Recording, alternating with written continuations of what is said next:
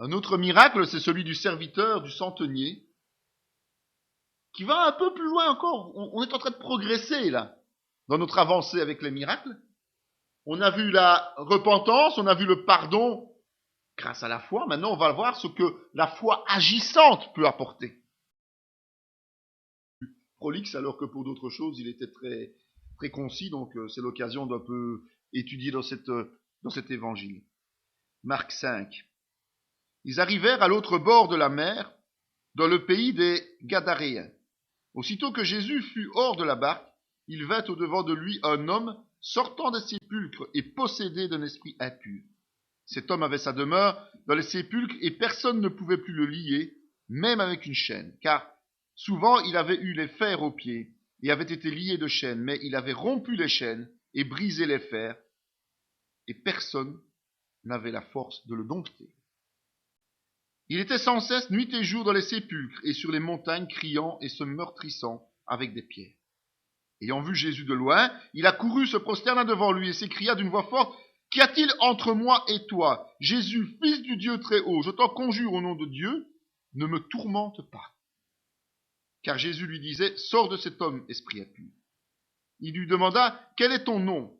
Légion est mon nom, lui répondit-il, car nous sommes plusieurs. Et il priait instamment de ne pas les envoyer hors du pays. Et il y avait là, vers la montagne, un grand troupeau de pourceaux qui paissaient. Et les démons le prièrent, disant: Envoie-nous dans ces pourceaux, afin que nous entrions en eux. Il le leur permit, et les esprits impurs sortirent, entrèrent dans les pourceaux. Et le troupeau se précipita des pentes escarpées dans la mer. Il y en avait environ 2000, et ils se noyèrent dans la mer. Ceux qui les faisaient paître s'enfuirent, et répandirent la nouvelle dans la ville et dans les campagnes. Les gens allèrent voir ce qui était arrivé. Ils vinrent auprès de Jésus et ils virent le démoniaque, celui qui avait eu la légion, assis, vêtu et dans son bon sens. Ils furent saisis de frayeur. Ceux qui avaient vu ce qui s'était passé leur racontèrent ce qui était arrivé au démoniaque et aux pourceaux. Alors ils se mirent à supplier Jésus de quitter leur territoire. Comme il montait dans la barque, celui qui avait été démoniaque lui demanda la permission de rester avec lui. Jésus ne le lui permit pas, mais il lui dit: Va dans ta maison, vers les tiens, et raconte-leur tout ce que le Seigneur t'a fait, et comment il a eu pitié de toi. Il s'en alla, il se mit à publier dans la Décapole tout ce que Jésus avait fait pour lui, et tous furent dans l'étonnement. On n'en retient souvent qu'une chose de cette histoire-là. C'est les démons qu'on chasse dans les pourceaux et les pourceaux qui se suicident, quelque part, qui se jettent. Moi, j'ai jamais entendu personne d'autre me parler d'autre chose dans ce miracle. Pourtant, il est d'une richesse extraordinaire, ce miracle. D'une richesse spirituelle et d'un enseignement formidable. D'abord, il se passe juste après la tempête apaisée. Ben oui, s'ils s'étaient noyés, ils ne seraient pas arrivés de l'autre côté. Mais ils sont arrivés de l'autre côté. Bonne nouvelle pour eux, quand même. Surtout pour les disciples. Et on constate que Jésus a traversé la mer pour une seule personne, en fait, compte. Il n'a fait que cela, de ce côté-là, sur cette berge-là. Est-ce que vous vous rendez compte? Est-ce que vous vous rendez compte qu'il a traversé tout dans la tempête, avec le risque de se noyer, tout ce que l'on veut, pour un seul individu? Est-ce qu'on est prêt à subir beaucoup pour sauver une seule âme? Et il ne se déplace pas tout seul, hein. Il se déplace avec ses disciples. Donc il met en danger. Tout à l'heure on voyait 4 personnes qui descendaient le paralytique du toit. Ici on voit toute une barque remplie et d'autres barques étaient aux côtés, c'est ce qui est dit, pour un seul individu. Alors il y a ceux évidemment qui suivent directement Jésus, qui sont à ses côtés, et puis il y a tous ceux qui suivent par curiosité, pour voir, mais voilà. Mettre autant de personnes en danger pour une seule âme. Quand même extraordinaire, c'est quand même un bel exemple, hein. Il faut quand même le souligner, ça.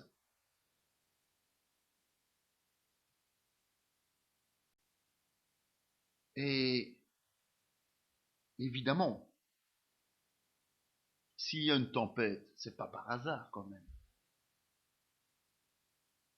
On voit que cet individu est possédé. C'est un démoniaque. avec une légion. On verra plus tard que c'est une légion.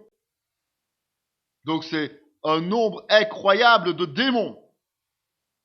Jésus va uniquement là pour le délivrer et, comme par hasard, une tempête incroyable prête à submerger la barque. Vous croyez que ça vient d'où, ça? C'est une réaction, évidemment, de celui qui est en face de Jésus et qui va bientôt perdre sa puissance sur terre parce que Jésus va le vaincre à la croix. C'est Satan qui agit de cette manière. C'est Satan qui va pousser les vagues à venir recouvrir la barque et qui va pousser ces vents à venir souffler d'une telle manière que tout le monde va être en danger de mort. Quand on voit comment Jésus a réglé le problème, on peut être rassuré, hein. Calme-toi. Stop. Terminé. Et tous les effets que Satan a lancés, terminé. En une fraction de seconde. C'est une origine spirituelle, cette tempête, évidemment. La tempête voulait empêcher Jésus, n'oubliez quand même pas que Satan est orgueilleux, que Satan croit avoir tout pouvoir, que Satan, à part le fait que Dieu le Père, ils doivent avoir l'autorisation de Dieu le Père pour certaines choses. Hein, rappelez-vous l'histoire de Job, notamment. Il n'a pas le droit de vie et de mort sur nous, si Dieu ne l'autorise. Mais là, il va essayer d'empêcher Jésus de traverser. Ben évidemment, Jésus n'en a rien à faire. Il n'a pas peur de Satan, Jésus, soyons clairs. Le chrétien ne devrait pas avoir peur de Satan. Il ne devrait pas avoir peur des démons non plus. Le chrétien a l'autorité de Jésus-Christ. Donc il n'a pas de raison d'avoir peur. Il doit utiliser l'autorité de Jésus. Il doit, au nom de Jésus, prendre position. Voilà, c'est tout.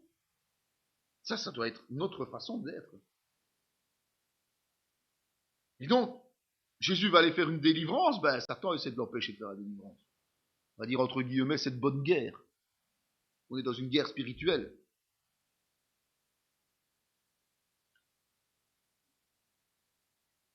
Évidemment, ce qui est important, c'est qu'au travers de ce passage, Jésus atteste une chose primordiale, c'est que les démons existent bien. On ne peut pas les nier, là. Ou alors on met de nouveau les paroles de Jésus en doute. Mais les démons, c'est pas ce qui l'inquiète. C'est pas sa priorité, le démon. Qu'il soit peu ou nombreux, il va pas en faire une fixation. Malheureusement, contrairement à des chrétiens aujourd'hui, où ils voient des démons partout.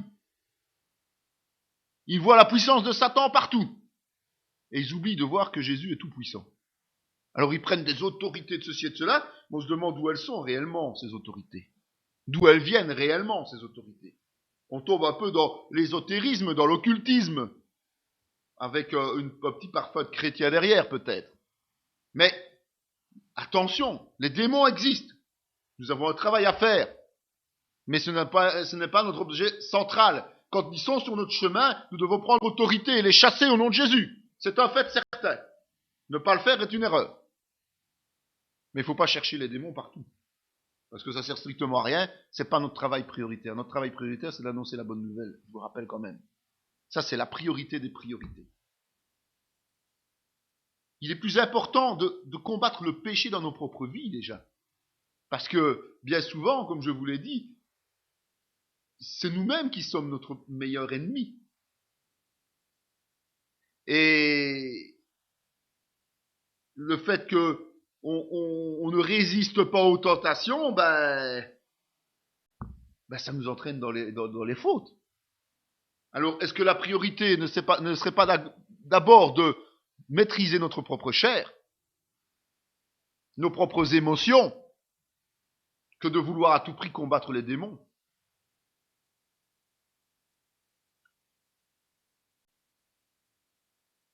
C'est important d'avoir le regard fixé d'abord sur Jésus-Christ.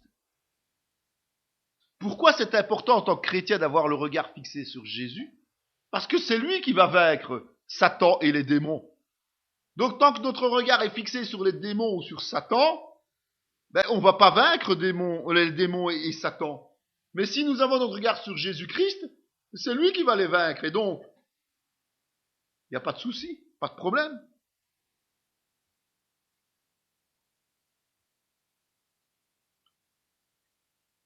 à cette époque-là, je vous rappelle que les apôtres ne sont pas encore nés de nouveau. Hein. Ils n'ont pas encore compris, d'ailleurs Jésus le dit, hein, qu'ils comprendront plus tard, il leur enseigne, mais il y a des tas de choses qu'ils ne comprendront que plus tard. Pentecôte, en fait. Et on voit que seul Jésus est, entre guillemets, né de nouveau. La seule personne à qui ces démons s'adressent, c'est à Jésus. Hein. La seule personne que les démons reconnaissent, c'est Jésus. Hein.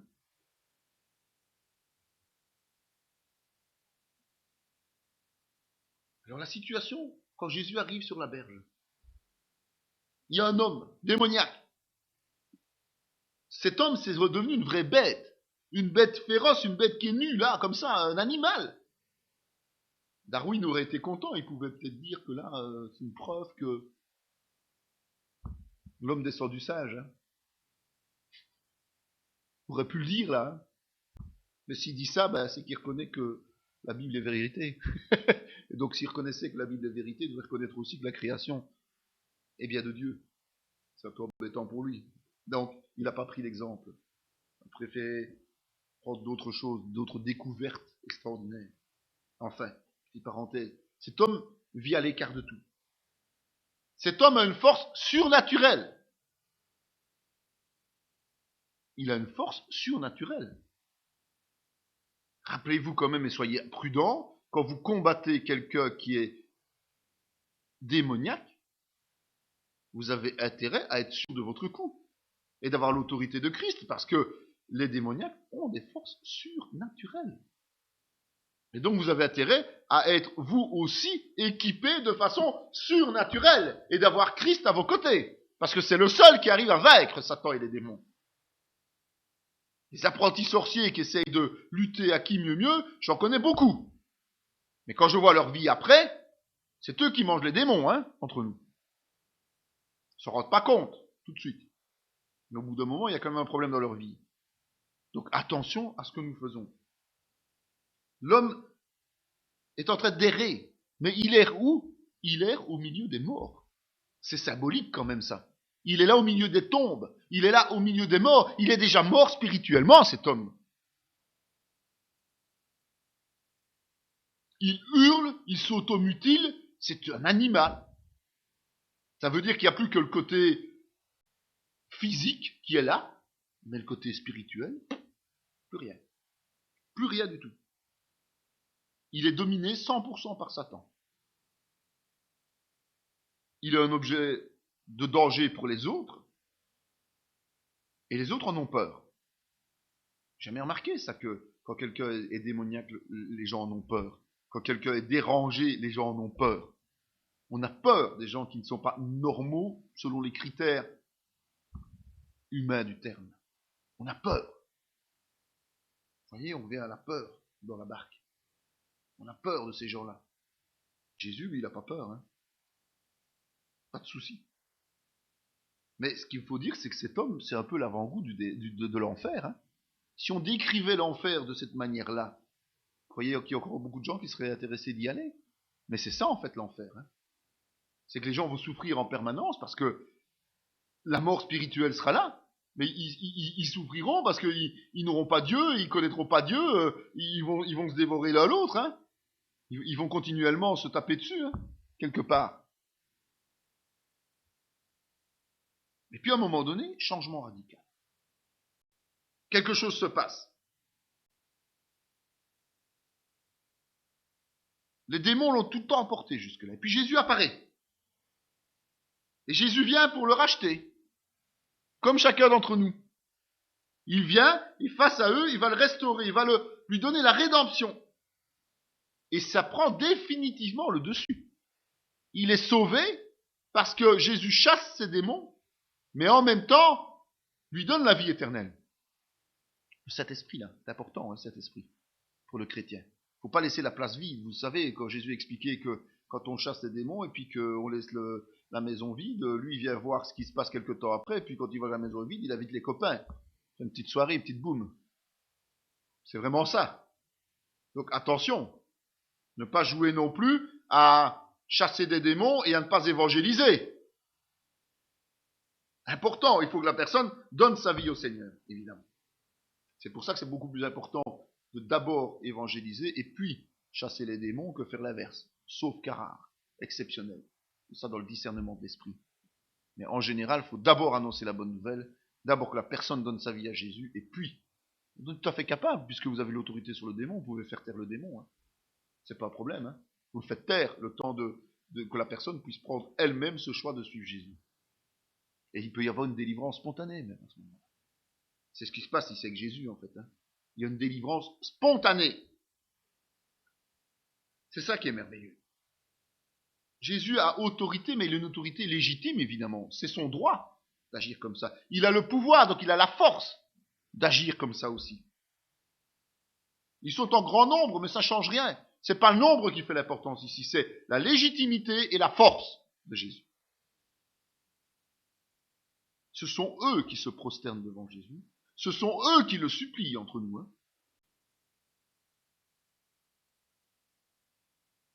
Ils font une requête, là. Vous imaginez que eux prient Jésus aussi. Donc, ça veut dire que des gens prient, mais ils ne prient pas bien. Ça veut dire que les gens peuvent prier et ne pas avoir d'effet. Parce qu'ils ne prient pas selon la volonté de Dieu et selon les principes de Dieu aussi. C'est ça que ça veut dire. Parce que même les démons prient. Même les démons le supplient. Vous imaginez? Alors, prie-t-on comme les démons ou prie-t-on comme des enfants de Dieu? Question à se poser parfois. Hein. C'est interpellant. Et on voit que lorsque les démons sont chassés, ils errent. Et à d'autres endroits, il est dit qu'ils errent dans les lieux arides. Normal, puisqu'ils ont besoin d'un corps, ces démons. Que ce soit un animal, que ce soit un être humain, que ce soit un objet, ils ont besoin de quelque chose. Vous imaginez toutes les statues. Je vous dis que ça. Vous êtes méchamment occupés là. Hein.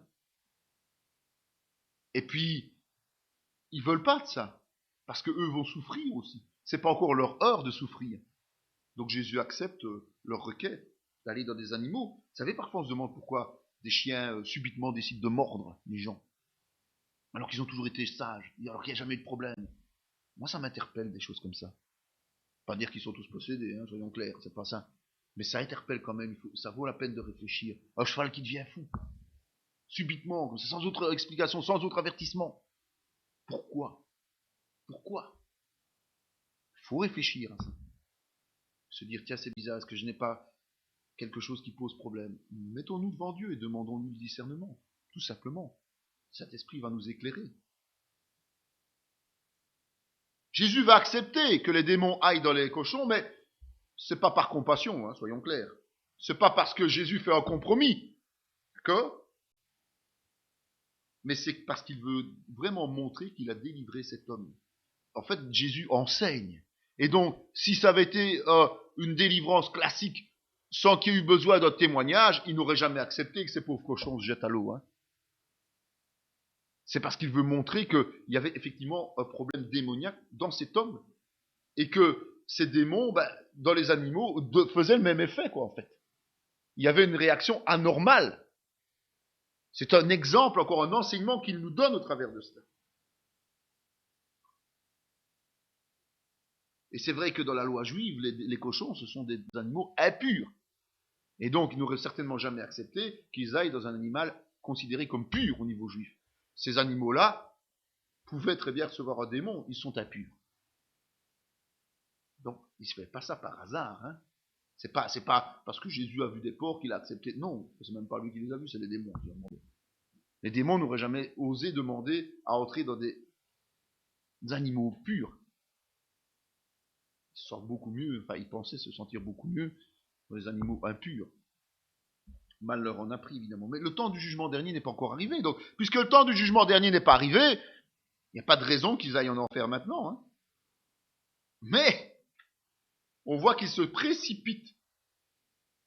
On voit qu'ils se précipitent dans l'abîme. Ils se jettent eux-mêmes dans les profondeurs de l'abîme. En fait, c'est un symbole de la condamnation éternelle. C'est un symbole du moment où là, ils seront jetés dans les temps de feu.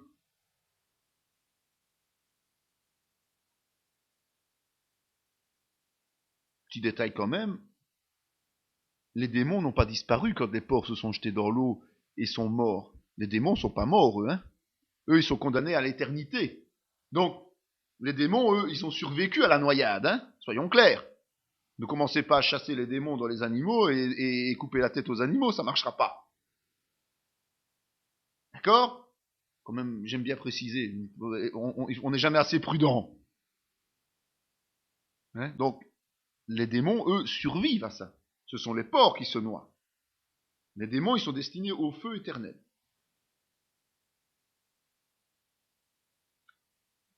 Soulignons aussi qu'il y a quand même un propriétaire là des cochons.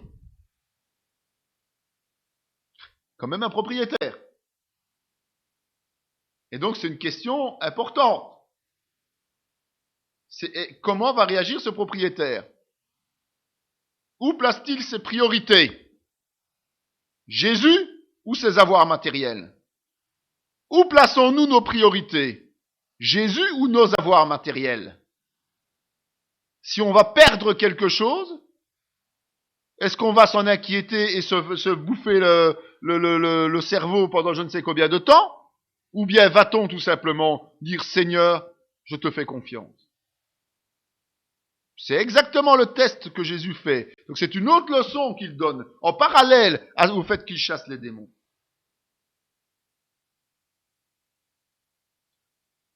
Alors je voudrais juste attirer l'attention sur un point avant d'aller à la position suivante.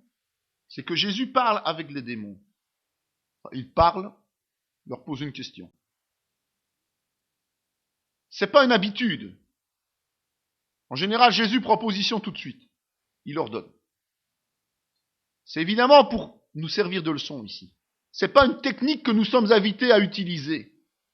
On n'a pas à parlementer avec les démons. On n'a pas à faire de compromis avec les démons. On n'a pas à les écouter et surtout à leur demander qui ils sont. Entre nous, ce sont des menteurs. Ils vont vous dire tout et n'importe quoi. Demandez plutôt au Saint-Esprit de vous donner le discernement et agissez en conséquence de ce discernement. Mais ne commencez pas à parlementer avec les démons, c'est eux qui vont vous embobiner. 3/4 du temps. Puis vous allez vous dire, ça ne marche pas la délivrance. Au nom de Jésus, vous ordonnez. Au nom de Jésus, vous prenez position. Au nom de Jésus, vous faites simplement preuve du fait que vous êtes enfant de Dieu. Et donc par la foi, on y revient. Vous avez tout le temps là-dessus. Par la foi, vous prenez position et vous les chassez. Mais ne perdez pas votre temps avec eux. La priorité de Jésus, c'était pas les démons. La priorité de Jésus, c'est ce qui suit. L'homme libéré. La nouvelle situation. L'homme qui est assis, vêtu et qui tient des propos sensés. Ça veut dire quoi ça? Ça veut dire que l'homme n'est pas seulement délivré. Il est totalement guéri. Il est totalement restauré. C'est pas seulement la délivrance, mais tout le reste va avec. Il est sauvé. Il a choisi Jésus. On le voit d'ailleurs après, quand il demande à pouvoir suivre Jésus, à aller avec lui, il a choisi Jésus. Il a choisi son camp. Donc Jésus a été parfait dans son discernement. C'est lui qui a réussi à voir que cet homme allait le suivre. Et donc il n'a pas chassé les démons pour s'amuser. Il les a chassés pour justement avoir derrière lui quelqu'un qui allait le suivre. Il est près de son sauveur. Quand il est là, il est assis, il est vêtu, il parle avec Jésus. Il prie, ce brave homme, quelque part. Parce que physiquement, Jésus n'est plus ici, mais nous, quand nous sommes sauvés, nous prions. Normalement. Nous prions. Il est capable d'adorer Dieu, il est capable de suivre Jésus, il est restauré, il est né de nouveau, il est quelqu'un comme nous, un chrétien. C'est la restauration. Il est assis aux pieds du Seigneur, donc en fait il est en train d'essayer il cherche à apprendre. Donc maintenant il veut grandir dans la parole, il veut grandir dans la connaissance de Dieu, il veut connaître Dieu. Il abandonne toutes ses habitudes, là. Il a rejeté toutes ses mauvaises habitudes et il est là, il attend l'enseignement.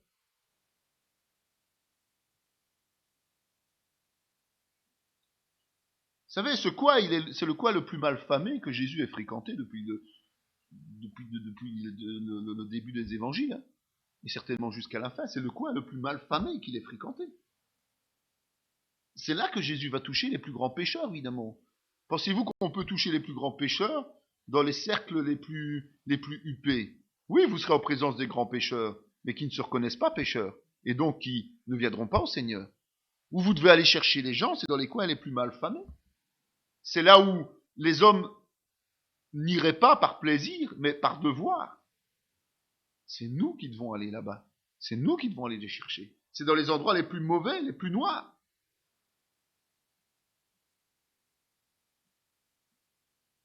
Quand l'homme a eu son appel par Jésus qui est passé, quand Jésus est venu appeler l'homme, ça ne dépend plus que de l'homme, ce qui va suivre. Si Jésus nous appelle, nous, rappelez-vous votre conversion, si vous n'avez pas répondu oui, vous n'êtes pas sauvé, hein? Eh bien, cet homme-là, c'est pareil. Jésus l'a délivré de ses démons, mais s'il ne suit pas Jésus, il ne suit pas Jésus, hein? Il doit faire son choix personnel. Mais le démoniaque, il a fait son choix, il est sauvé. Par contre, les habitants, tous ceux qui sont là, qu'est-ce qu'ils font? Ils demandent à Jésus de partir. Pourquoi ils demandent à Jésus de partir? Parce que la question que je posais au-dessus, qui n'était pas anodine, où vont-ils mettre leur priorité? Ils se rendent compte que, à la façon d'agir de Jésus, tout leur système d'enrichissement matériel va tomber à l'eau. C'est le cas de le dire dans ce cas-ci, avec les porcs qui se jettent dans l'abîme. Ils se rendent compte que leur façon de réfléchir et d'agir ne pourra plus fonctionner. Et que si tout le monde devient chrétien comme ce brave homme qui a été délivré, les profits ils vont chuter. Dans leur façon de raisonner, évidemment. Ils ne connaissent pas les bénédictions de Dieu, ils ne connaissent pas l'onction du Seigneur. Dans leur concept, ils vont perdre plutôt que gagner. Donc ils rejettent le salut. C'est l'histoire du jeune homme riche, hein. C'est exactement la même chose.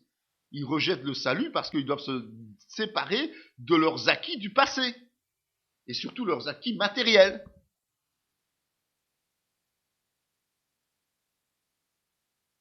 C'est pour ça que j'insiste tant sur le fait que les miracles n'apportent pas nécessairement le salut. Et que les miracles n'obligent pas à se convertir. Ces gens ont vécu en direct un miracle extraordinaire puisqu'ils le connaissent depuis des années. Ils n'osent même plus s'approcher de lui. Ils ont même essayé de l'attacher. Il s'est libéré. Et là, il est bien, il est censé, Ils voient ce miracle. Ils sont témoins directs. Et ils rejettent Jésus. Alors attention, soyons prudents. Soyons dans le discernement avant de vouloir faire des miracles à tout prix. Attendons d'abord que ce soit la volonté de Dieu. Et plutôt nous travaillons sur le principe salut, puis miracle. Et si miracle il y a avant, que ce soit le Saint-Esprit qui le décide. Ne cherchez pas à faire des miracles à tout prix. C'est pas l'objectif. L'objectif, c'est la foi. J'insiste bien. La population rejette Jésus. Vous savez, quand vous êtes convertis, quand nous sommes convertis, les gens autour de nous nous ont souvent pris pour des timbrés, hein. Nous, on se disait, ça y est, ils vont donner leur vie à Jésus, ça y est, moi j'ai compris et tout, ils vont comprendre, je vais leur expliquer. Et puis, on prend des râteaux sur râteaux, quoi. Et ce qui se passe avec l'homme, là, il y a le miracle, et Jésus, allez, va-t'en, Jésus. Et l'homme, lui, mais qu'est-ce qu'il dirait? Eh Seigneur, moi je t'ai suivi, je te suis, hein. Jésus dit, non, toi tu restes là. Toi tu restes au milieu de la fournaise. Ah, tempête, toi tu restes. Dans la tempête, moi je m'en vais, je m'éloigne. Mais toi tu restes. Tu restes parce que j'ai besoin de témoins. J'ai besoin de lumière, j'ai besoin de sel. J'ai besoin de gens qui montrent qui je suis au travers de leur façon d'être, au travers du renouvellement que j'ai fait en eux. Tu fais ton travail là où je t'envoie. Lui, c'est rester sur place. Il fait son travail là où il est. C'est important de se rendre compte aussi. Nous sommes lumière du monde. Et nous sommes placés au milieu du monde. On n'a pas aujourd'hui le droit de vivre une vie de retraite, comme certains se sont enfermés comme des ermites, d'autres dans des couvents, dans des monastères. C'est pas ça le chrétien. Le chrétien, il est au milieu du monde, mais il n'est pas le même que le monde.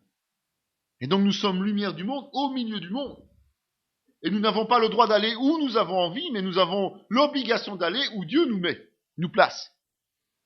Et c'est là que nous devons faire notre travail. Et c'est ça qui est super important à réaliser.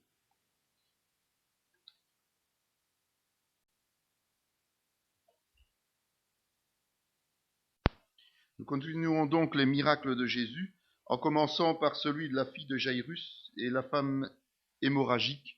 Et on peut intituler cela comme les miracles de la foi. Pour la fille de Jairus, principalement, il y a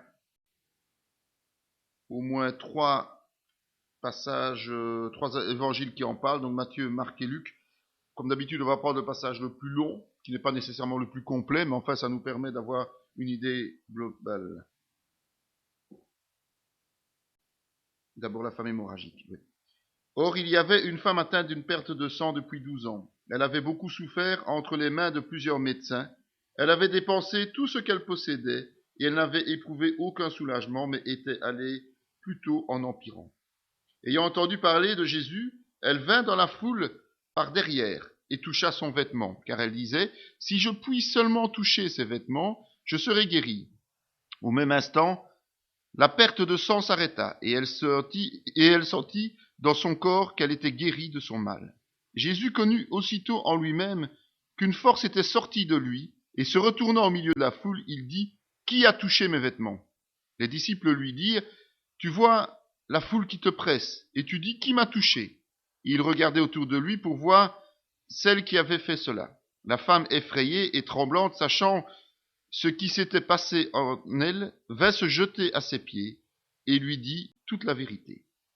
Mais Jésus lui dit, « Ma fille, ta foi t'a sauvée, va en paix et sois guérie de ton mal. » Comme il parlait encore, survinrent de chez le chef de la synagogue des gens qui dirent, « Ta fille est morte, pourquoi importuner davantage le maître ?»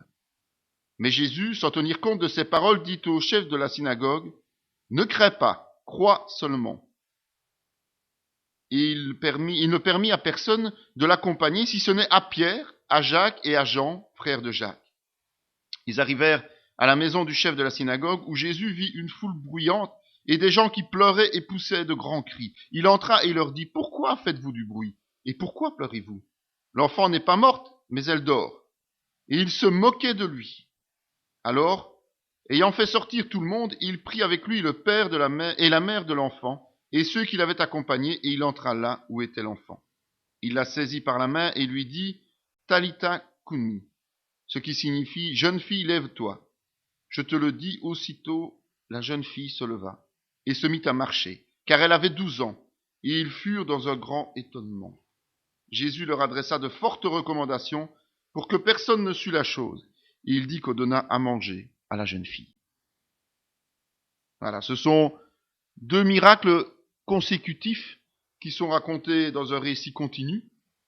Et il s'agit d'une maladie guérie, une hémorragie, et il s'agit d'une résurrection. C'est quand même pas des petits miracles. Hein. On voit que la maladie faisait 12 ans, traînait depuis 12 années, sans amélioration médicale, parce que bon, c'est les médecins essayent de guérir, et de l'autre côté, une enfant qui est morte, c'est quand même quelque chose d'assez conséquent. C'est raconté ensemble, en tout cas dans deux des évangiles, parce que justement, il y a quelque chose de commun dans les deux. Et c'est ce point commun qu'il faut que nous mettions en évidence, justement, pour comprendre. Il y a deux types d'intervenants, c'est assez particulier, puisque d'un côté, on voit un chef de synagogue, donc quelqu'un qui est un enseignant, quelqu'un qui a la connaissance de la parole, quelqu'un qui a une formation et qui a normalement une sainteté, entre guillemets, façon de se comprendre, dans sa manière d'agir. Et de l'autre côté, c'est une femme dite impure, une pécheresse. Et on voit que Jésus agit exactement de la même manière avec les deux. Donc il n'a pas, lui, de critères de sélection au départ. Du moment où les personnes viennent vers lui, il agit. Il ne va pas commencer à se dire Oui, mais celui-là est un grand pécheur, on va le laisser de côté, c'est quand même quelqu'un qui est perdu à jamais. Ou bien il va pas se dire, celui-là est un religieux qui connaît la parole, ben, même s'il vient vers moi, c'est pas grave, il n'a qu'à se débrouiller lui-même. Non, il agit exactement de la même manière. Par contre, bon, les deux ont une manière d'aborder Jésus un peu différente, mais qui est similaire, c'est-à-dire qu'ils vont vers Jésus. Jairus va appeler Jésus au chevet de sa fille, et la femme va chercher à toucher Jésus d'une façon discrète. Mais ils vont tous les deux, ils font quelque chose un acte de foi en réalité, donc ils vont vers Jésus. Quand on dit que la femme est impure, c'est parce que dans la parole, il est dit, notamment dans Lévitique 15-19, que la femme qui aura un flux de sang, sa chair restera 7 jours dans son impureté. Quiconque la touchera sera impur jusqu'au soir. Donc ça veut dire que c'est une règle. Et cette femme, ben, vous imaginez, elle est considérée un peu comme les lépreux, impure par les Juifs depuis 12 ans. La tempête apaisée. La soumission de la nature. On trouvera ça notamment dans Matthieu, Marc et Luc. On va lire le passage de Marc, chapitre 4, verset 36. Après avoir renvoyé la foule, ils l'emmenèrent dans la barque où il se trouvait. Il y avait aussi d'autres barques avec lui. Il se leva un grand tourbillon, et les flots se jetaient dans la barque, au point qu'elle le remplissait déjà. Et lui, il dormait à la poupe, sur le coussin. Ils le réveillèrent et lui dirent, « Maître, ne t'inquiètes-tu pas de ce que nous périssons ?» S'étant réveillé, il menaça le vent et dit à la mer, « Silence, tais-toi !» Et le vent cessa, et il y eut un grand calme. Puis il leur dit, « Pourquoi avez-vous ainsi peur? Comment n'avez-vous point de foi ?» Ils furent saisis d'une grande frayeur, et ils se dirent les uns aux autres, « Quel est donc celui-ci à qui obéissent même le vent et la mer ?»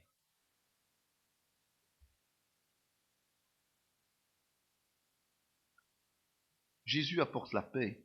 Je vous rappelle quand même, Jésus nous apporte la paix. Il apporte la paix à ceux qui le suivent, évidemment. Et Jésus est Dieu. Donc il a le pouvoir souverain. Ça, il faut quand même s'en rendre compte. Mais il y a beaucoup de leçons quand même dans ce passage-là retenues.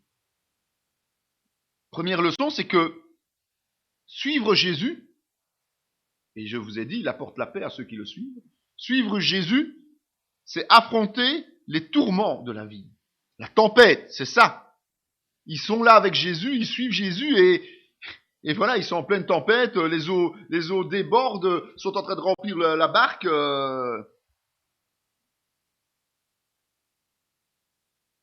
Ben la barque, c'est l'église entre nous. Ils sont rassemblés là. Vous savez, l'église, ils sont rassemblés. Hein. Et l'église, elle a principalement deux types d'épreuves à surmonter. Ouais. Première, ce sont les hérésies, c'est-à-dire les fausses doctrines. C'est le vent. Vous savez, le vent, ça passe. Hein. Les idées passent, comme on dit souvent. Elles passent, elles ne font que passer bien souvent. Malheureusement, parfois, ça tourbillonne. Et ça tourne, et ça tourne, et ça tourne. Et si on laisse du crédit à ce genre de choses, eh bien, à un moment donné, l'église bascule et coule. Deuxième, c'est la persécution. Sous toutes ses formes. Ce sont les vagues. C'est important de se rendre compte que quand on est chrétien, on ne va pas pouvoir vivre librement tout le temps notre vie de tous les jours. On va nous reprocher dans la famille d'être comme ça. On va avoir des gens qui vont nous agresser. On va verbalement, mais parfois physiquement, ça peut arriver. On va essayer de nous traîner en justice. On va essayer de faire toutes sortes de choses. Ça, c'est la persécution. C'est valable pour l'Église. Mais c'est aussi valable pour chaque chrétien individuellement. Donc c'est pas parce qu'on est membre d'une église qu'on se dit ouais ben ça va, on a le pasteur, on a celui-là qui est déjà aussi depuis plusieurs années et tout, oh, il n'a qu'à ramasser tout. Hein. Non, c'est une erreur, parce que vous n'y échapperez pas. Aucun d'entre nous n'y échappe. On aura toujours des persécutions, on aura des vagues d'hérésie. Ça veut dire qu'il suffit que quelqu'un vienne nous parler de quelque chose de soi-disant de la Bible et qui ne soit pas biblique. Si on n'a pas pris la précaution d'aller revoir dans sa Bible et analyser ou de demander à quelqu'un de plus aguerri ce qu'il en pense, eh bien on peut se laisser entraîner dans des erreurs graves. Qui que l'on soit, hein, qui que l'on soit. Donc, attention. Je vous rappelle qu'on ne vit pas dans le jardin d'Éden, hein, pour ceux qui n'auraient pas mis leurs lunettes. C'est jamais. On n'est pas dans le jardin d'Éden ici. Hein. On est plutôt dans une mer secouée par la tempête que sont le monde, la chair et le diable. Notre terre aujourd'hui, c'est ça. Elle est en tempête permanente, une tempête spirituelle évidemment. Mais nous sommes nos premiers ennemis, comme je l'ai toujours dit, c'est-à-dire notre chair est notre premier ennemi. Premier qui peut nous entraîner dans l'hérésie et qui peut nous pousser à nous décourager lorsque nous sommes persécutés. Deuxième leçon de ça, c'est que Jésus nous envoie au milieu de ça. Faut pas croire. Jésus nous envoie au milieu de ces éléments déchaînés. Jésus ne nous enlève pas de ces éléments. Il nous y envoie en priorité, devant. C'est la première chose qu'il fait. Et pourquoi ça? La parole dit, mais où est votre foi? Et oui, justement, c'est pour tester notre foi. C'est pour voir jusqu'où nous sommes capables d'aller nous-mêmes. Jusqu'où nous irons face à la persécution, face au vent d'hérésie, jusqu'où nous serons capables de tenir quelque part. Vous savez, s'il a fait errer 40 ans le peuple juif dans le désert, c'est d'abord pour son instabilité, mais c'est aussi pour le tester. Où il a dû se rendre compte, évidemment, que, à part Josué et son compagnon, il n'y avait pas grand monde qui avait vraiment la foi à ce moment-là. Mais Moïse à part, évidemment, mais tous les autres ont un petit peu beaucoup fauté. Hein? Et il teste notre foi. Comment voulez-vous? C'est facile d'aimer Jésus si tout est beau. Si on a, dès qu'on aime Jésus, il y a des fortunes qui nous tombent sur la tête. Il y a plus de problèmes de maladie. On a le moins de soucis. Hop là, tout le monde intervient. On est des miracles, tout ce que l'on veut. Comment voulez-vous que Jésus sache si notre foi est vraiment sincère? Rappelez-vous comment il a testé la foi d'Abraham. Hein? La foi d'Abraham, il a réclamé son fils unique, hein, qu'il lui avait donné en plus, par miracle. C'est Jésus qui nous envoie là. Il nous envoie au charbon, pas pour s'amuser de notre difficulté, non, pour voir si notre foi est vraie, si notre foi est sincère, si notre foi est profonde, ou si c'est simplement un petit truc superficiel que l'on fait passer pour arranger des histoires, quoi. Pour dire qu'on est chrétien, comme je dis si bien. Je crois que si on retire des statistiques tous les chrétiens qui n'ont que le titre, on n'a pas intérêt, évidemment, parce que sinon on sera plus très nombreux. Je crois que c'est ça qui est le problème aujourd'hui. Aujourd'hui, sur cette terre. Troisième point important, c'est que Jésus détient le pouvoir absolu. Pendant que nous sommes en train de nous déchaîner, de stresser, d'essayer d'avancer, de nous dire aïe, aïe, aïe, aïe, il y a l'eau qui monte, il faut écoper, Jésus dort. Pour une fois, il a un coussin, tiens là, on a vu. Parenthèse. Mais il dort. Pas de problème, lui. Lui, il sent pas la menace. Et quand il se réveille parce que on est en train de prier, hein, c'est ce qui se passe. Ils sont en train de réclamer son intervention, ils sont en train de paniquer, et là, ils crient au secours, quoi. Eh bien, lui, simplement, allez, toi, calme-toi, tu arrêtes, et toi, tu restes tranquille, et puis voilà. Il ordonne aux éléments, il a la puissance rien que par sa parole. Ça veut dire qu'il domine toutes les forces hostiles. Il domine tout ce qui nous menace. Mais il ne faut pas quand même oublier une chose, c'est que si nous vivons dans la tempête, si nous vivons dans ces éléments difficiles, c'est pas à cause de Dieu, hein. C'est à cause de la rébellion des hommes contre Dieu. C'est nous qui sommes responsables de cela. Nous, lorsque nous étions pécheurs, on a participé à cette rébellion contre Dieu. Hein. Lorsque, avant que nous naissions de nouveau, on a participé, et malheureusement, même quand on est né de nouveau, bien souvent, on participe encore un peu beaucoup à cette rébellion contre Dieu. Et puis on se plaint qu'il y a des tempêtes. Mais regardons d'abord à notre propre comportement. Quand les apôtres se décident à appeler Jésus, la situation est dramatique. Elle est désespérée. Ils se rendent bien compte qu'ils n'arriveront jamais sur la berge, ils vont se noyer. Ils vont mourir noyés. C'est ce qui ils voient la fin, quoi. C'est terminé, ils ne savent plus rien faire. Et Jésus leur reproche quoi? Leur manque de foi. Donc de nouveau, tout est axé sur la foi. La foi, c'est quelque chose d'extraordinaire et de puissant. Mais aussi, si on en manque, quelque chose de terrible. Le manque de foi, ça engendre la peur. Ça engendre la peur.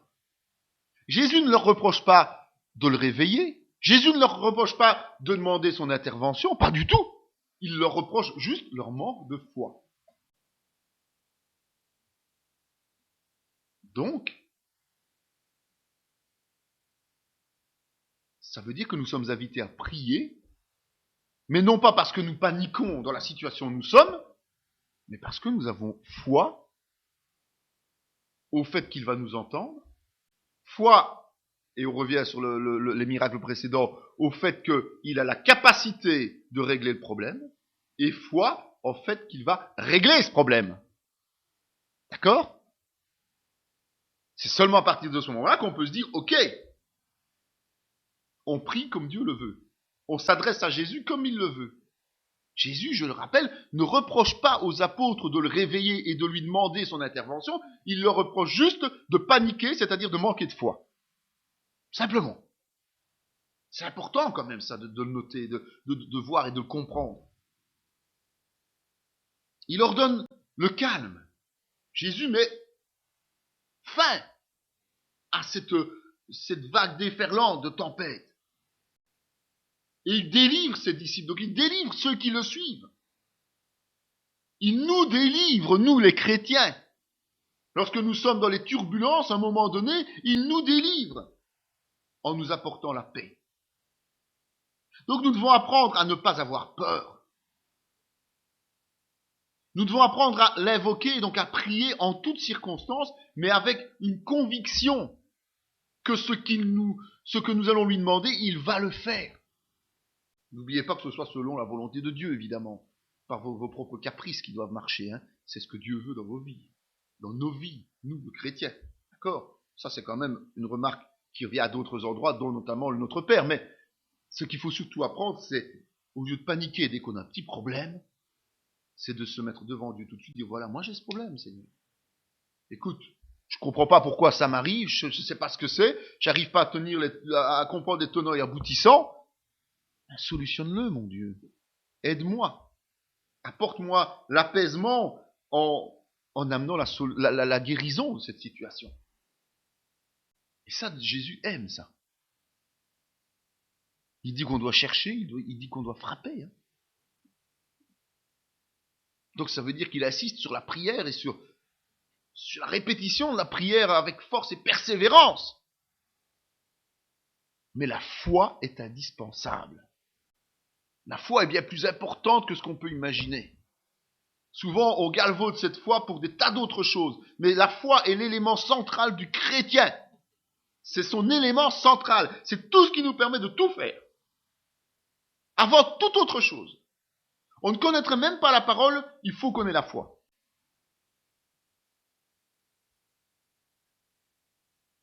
C'est important. Parce que si vous n'avez pas la foi et que vous étudiez la parole, comment voulez-vous la comprendre et la mettre en application? Vous allez la mettre de façon légaliste, rituelle, intellectuelle, mais pas spirituelle. Donc la foi est le centre de tout. Et la paix de Christ, qui suit ce mouvement de foi, donc cette prière de foi, eh bien, elle surpasse notre intelligence. On ne peut même pas comprendre ce déferlement de puissance et cette paix qui nous habite à ce moment-là. Ici, on voit que les disciples sont en échec au niveau de leur foi. C'est pas la première, c'est pas la dernière fois que ça va se présenter. Mais ici, ils sont en échec. Il faut faire ces exemples, il faut faire ces expériences, il faut bien se rendre compte que les disciples sont en apprentissage, et donc il y a des moments où ils sont pas tout à fait à la hauteur. C'est normal, Jésus leur en veut pas. Mais seulement, il leur fait comprendre que la foi sauve, ça on le sait, que la foi fortifie, que la foi donne la paix, en nous permettant de glorifier Dieu. Donc c'est le moteur, c'est l'élément. Entre parenthèses, on va aussi voir que Jésus est bien homme, parce que on voit qu'il est fatigué s'il dort. Vous avez déjà essayé de dormir quand vous n'êtes pas fatigué, vous? Non, c'est un élément physique qui montre bien qu'il dort, mais il dort paisiblement. Mais pourquoi il dort paisiblement, lui? Parce que lui, il a une foi totale en Dieu, son Père, qui est là, dans les cieux. Il sait, lui, que rien ne peut lui arriver, sauf au moment où les plans de Dieu s'exécuteront. Donc nous devons faire la même chose que lui. Quand il est réveillé, il n'est pas réveillé par la tempête. La tempête fait rage. Et même à mon avis, il devait être un peu mouillé, parce que avec les vagues qui passaient au-dessus, il devait quand même... ça ne le perturbe pas. Ce sont ses disciples qui font qu'il se réveille. Donc ça veut dire que Jésus est paix. Mais quand nous allons l'appeler, il intervient. Quand nous allons vers lui, il intervient pour nous. C'est quand même extraordinaire, ça. On n'a qu'à aller le chercher, on n'a qu'à aller l'appeler. Par la foi, il va faire tout ce qu'il y a à faire. Même ici, il manque de foi, mais il intervient quand même. Vous avez remarqué. C'est une façon de montrer sa puissance et de donner une leçon, évidemment. Ne jouons pas trop là-dessus. En disant, c'est pas grave si je manque de foi, le Seigneur agit quand même. Ça va pas toujours se passer comme ça. C'est pas comme ça qu'il faut comprendre ce passage. Ici, il agit pour bien leur montrer que s'ils avaient eu la foi, ils n'auraient pas été dans cet état de stress-là. Ils auraient fait comme lui, ils auraient attendu que la tempête passe, que les vagues s'arrêtent de... Ils auraient fait confiance à Dieu. Ils auraient dit, Seigneur, veux-tu intervenir? Et le Seigneur serait intervenu, quelque part. Ok?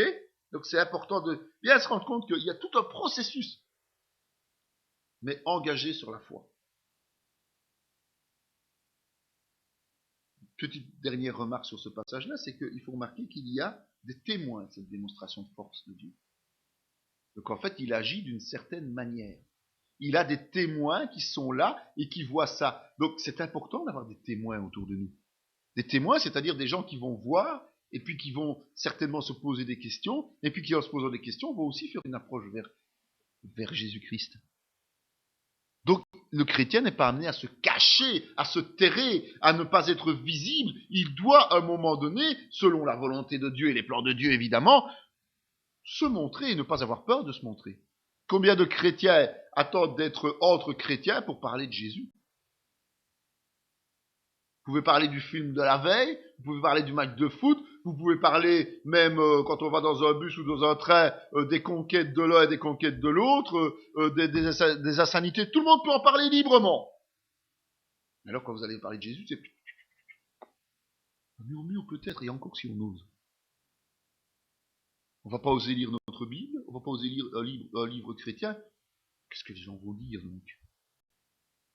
Non, Jésus le fait devant des témoins, des gens qui voient ces choses se passer. Parce que ça leur permet d'affermir leur foi ou ça leur permet de venir à lui, tout simplement. Sans plus. Cette vidéo fait partie intégrante de la formation en théologie pratique dispensée par la mission de théologie Emmanuel de Paracou, Bénin, sous l'autorité académique du Centre chrétien Emmanuel SBL, Spa, Belgique. Pour mieux connaître nos activités, voici nos différentes adresses.